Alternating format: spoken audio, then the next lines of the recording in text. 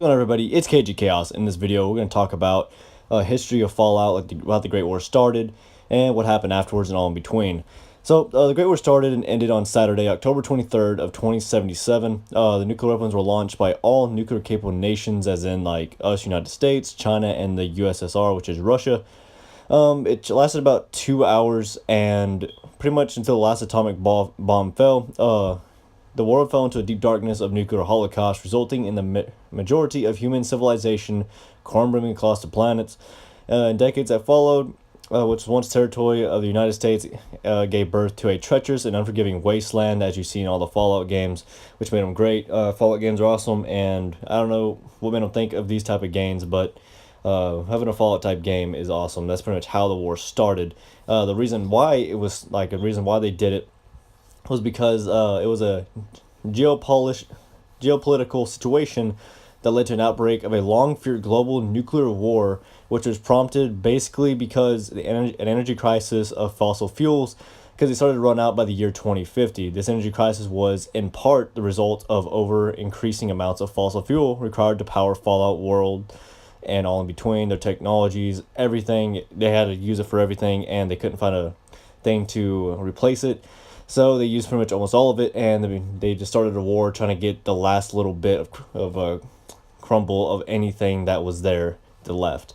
The result of this energy crisis was increasingly scrambled by all of the advanced industrialized nations to secure the few remaining supplies untapped petroleum around the world. Ultimately, a series of military conflicts driven by this hunger for natural resources consumed the planet. The European Commonwealth had reacted to a rapid raising of oil prices and unacceptably high levels of the Middle East oil-richest states by 2052 by unleashing military action. So pretty much fossil fuels have been running out it's like 27 years earlier, and then they're like, hey, we need to get the last of this fuel. Like we're out. We need to do a war for it. The winner wins all, but pretty much it resulted in everyone dying by nuclear fallout. The intervention ultimately resulted in destruction of Israel city of Tel Aviv in December 2053, terrorist nuclear device with limited nuclear exchange between the conflict's participants in 2054, the world's first since the end of World War II. As the United Nations tried with all little success to keep the peace, many of that organization's member states pulled out, and within 2 months of the outbreak of that was soon called the Resource Wars of 2052. The United Nations was disbanded, and the following the breakdown of trade talks and the unilateral American exploitation of the world's last new discovered reserves of crude oil, the Chinese invaded Alaska in 2066 in pursuit of the state's remaining oil reserves.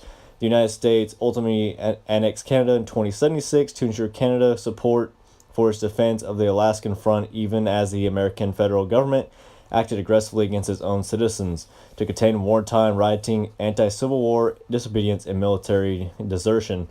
So pretty much, we're kind of excited with Canada. Like, well, this is all game-wise, but excited with Canada, and so they could defend us from Alaska, because Alaska pretty much left the U.S. in a way to keep their oil for themselves, and pretty much that's when all the war started. We wanted oil, we wanted natural fossil fuels. All that was just depleting. We had none left, so they pretty much just started they had to do a war, like they had to, because they wanted the last piece of it, and whoever had it could survive longer and do more with it. So it led to the Great War, which was for fossil fuels and oil. The United States retaliated against the Chinese by launching its own costly invasion of the Chinese mainland in 2074 to reduce Chinese pressure on Alaskan front. Despite initially caused setbacks, the strategy proved successful, and the American forces liberated Alaska City and Anchorage, and forced the Chinese People's Liberation Army to retreat entirely from American soil in January 2077. This victory is largely won due to the more advanced military technology developed by the United States during the conflict, especially deployment of powered infantry armor. Many smaller nations went bankrupt in the ensuing conflict, and their economies collapsed due to increased shortage of fossil fuels, and resource wars ended with the Great War in 2077, which was when everybody started nuking each other, because if you can't have it, well, if we can't have it, you can't have it scenarios, basically, is what they're saying. It is not known who launched the first nuclear weapon that started the conflict. President Richardson would tell the chosen one that China launched first. However, it was not known if he was telling the truth, because at 12:03 a.m. on October 23rd, the U.S. Pacific Navy Fleet, COMPASFLT, with Compact Fleet, reported three identified submerged objects, possibly Chinese submarines, off the California coastline. A little over 3 hours later, the U.S. Air Force fighters spotted a squadron-known aircraft of high altitude off the Bering Strait of Alaska, and four probable nuke missile launches were detected by the Integrated Operational Nuclear Detection System at 9:13 a.m. DEFCON 2 was declared 4 minutes later, 9:17. NORAD confirms nuclear missile launches, and bombers loaded with nuclear ordnance were immediately scrambled to combat sortie. DEFCON 1 was declared simultaneously spawn scenario. And pretty much they're saying that they don't really know who. They think it was the Chinese that launched first, but they weren't entirely sure by the fact. Yeah, it lasted a brief 2 hours. It was destructive. It reshaped the climate of the world, even caused the fall of most human civilization everywhere across the globe.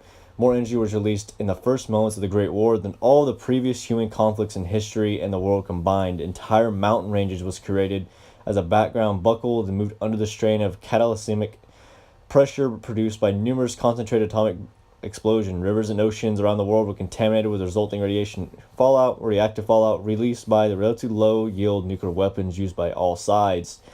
So much they were attacking our water reserves, our main cities, everything. In the United States, the West Coast was the first area to hit by bombs, allowing the East Coast to receive a small warning. Most major cities were devastated. On the East Coast, Pennsylvania and New York were among the first hit by the atomic bombs. Massachusetts and Washington, D.C. were struck shortly afterwards. So pretty much no one really know, like, for us, everyone's going to say that the other person did it first, but the U.S. found submarines, or found submarines. They don't know who it was, but moments later, like, they fired like 4 nukes or whatever and just killed everything that they could. So the aftermath of it all, this is after everything happened. This is what is going on now. Many American citizens did not heed the raid sirens on October 23rd, 2077, believing them to be signaling just another drill. The vault sealed in their inhabitants as Earth burned in atomic fire.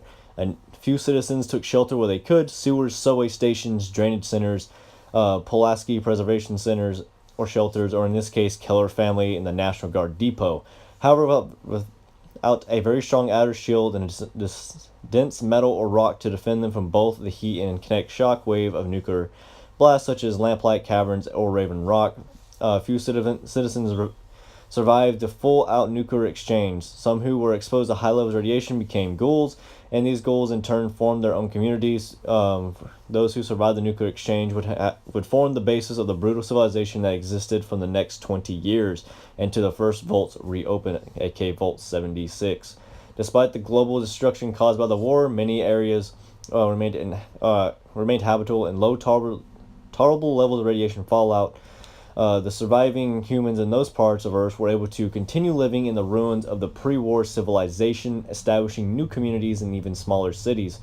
According to both Shy and Kendall Clark, there was a great nuclear EMP-produced blackout following the war. Around the war, or a week after the initial nuclear explosions, the rain started to fall. However, none of it was drinkable. The rain was black, tainted with soot, ash, radioactive elements produced by nuclear explosions, and various other contaminants produced by nuclear weapons. This rain marked the start of a terrible fallout that marked the true permanent destruction caused by the Great War.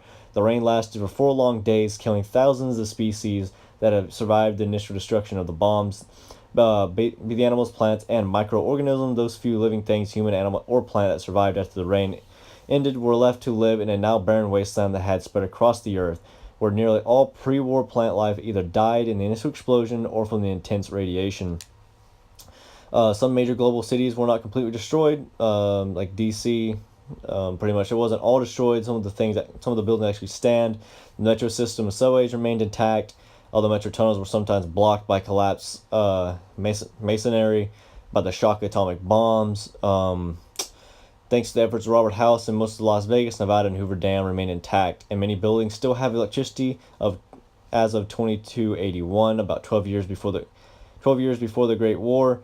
House predicted when the bombs would fall. In the meantime, he installed defenses such as point defense laser cannon turrets on the roof of Lucky 38 casinos, as you remember on Fallout New Vegas. The heavy computing power, brute force disarm codes, and Chinese atomic warheads, the brute force disarming handle, and the majority of nuclear weapons targeting the Mojave region, while the lasers handled most of the rest before they hit Las Vegas. Had this platinum chip been delivered only a day earlier, an even greater area of Mojave Wasteland could have been spared terrible destruction in time, and remains of Las Vegas came to known as New Vegas. So, pretty much it was because fossil fuels and oil were running out, so they had to do a war to try to get the last remaining bit. Major cities got destroyed. Everyone that was exposed turned into ghouls if you exposed to too much.